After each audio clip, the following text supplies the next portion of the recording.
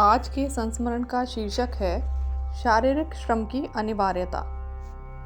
भूमानंद ब्रह्मचारी जी की स्मृतियों में से। श्री महाराज जी को शारीरिक श्रम से बहुत प्रेम था। वे सब आश्रम वासियों से भरपूर शारीरिक श्रम करवाते थे। उनका नित्य यह नियम था कि प्रभात काल होते ही सब ब्रह्मचारी तथा अन्य आश्रमवासी को अपने साथ लेकर आश्रम के किसी न किसी काम में लगा देते थे। कभी वृक्षों में पानी डालना, कभी घास काटना, कभी रॉस पट्टियाँ बनाना, कभी वृक्षारोपण करना, इस प्रकार के विभिन्न कार्य प्रातःकाल तथा सायंकाल नियमित रूप से हुआ करते थे।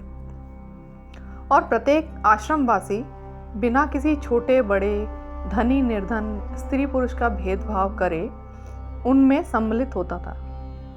यदि तालाब में से मिट्टी खोदने का काम चलता तो सवेरे ही सब इस कार्य में लग जाते। ब्रह्मचारी लोग मिट्टी खोदते और रानी जी, राव साहब और उनकी सुपुत्रियाँ सुमित्रा, सुविद्या, भक्त जी, उनकी पुत्रियाँ गोदावरी जी, कमला देवी तथा अन्य अन्य आश्रम वासिनी देवियाँ तसलों और टोकरियों से भर भर कर अपने सिर पर रखकर मिट्टी बाहर निकालती। यदि रॉस पट्टी बनाने का काम होता तो ब्रह्मचारी गण फावड़ों से रॉस पट्टी बनाते और ये माताएं बहनें सिर पर घड़े रख रख कर वृक्षों में पानी डालती। इस प्रकार के नियमित कार्य से आश्रम के विकास में बड़ी सहायता मिली। पहले आश्रम की सारी भूमि में बहुत सारे झाड़ थे। नंगे पांव तो उस धरती पर चला भी नहीं जा सकता था। श्री महाराज जी ने सारी भूमि को 2-2, 3-3 फुट गहरा खुदवाया।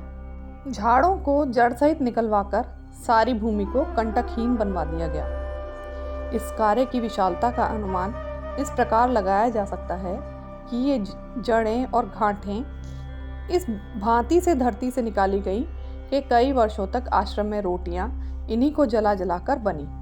उस खोदी हुई भूमि में वर्षा ऋतु आने पर तरह तरह के बीज डाल दिए जाते थे और पौधे तैयार होने पर उन्हें आसपास के गांव में बिना मूल्य के वितरित कर दिया जाता था। इस प्रकार निर्मूल्य वितरण के बाद जो पौधे बचे रह जाते, उन्होंने आश्रम को एक रमणीय उपवन में परिवर्तित कर दिया। ऐसा उपवन जिसे देखकर सरकारी कर्मचारी भी चकित हो जाया करते थे। उन्हें यह कल्पना भी नहीं हो पाती थी कि इस जलहीन मरुस्थली में ऐसा मनोरम उपवन किस चमत्कार से लगाया गया। एक बार राय साहब सर छोटू राम जी, तत्कालीन मंत्री कृषि विभाग पंजाब, श्री महाराज जी के दर्शन के लिए आश्रम आए। उन्होंने सारे आश्रम को घूम घूम कर देखा और श्री महाराज जी के पास आकर वो कहने लगे, कौन कह सकता है कि ये जलहीन भूमि है? महाराज जी, मैं तो जब से इस आश्रम में घूम रहा था तब से तो मुझे यही अनुभव हो रहा था कि मैं हांसी हिसार के किसी नहरी प्रदेश में घूम रहा हूँ।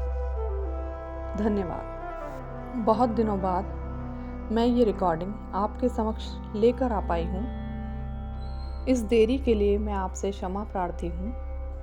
सहयोग की अपेक्षा के साथ मुझे उम्मीद है आपको मेरा ये काम पसंद आ रहा होगा।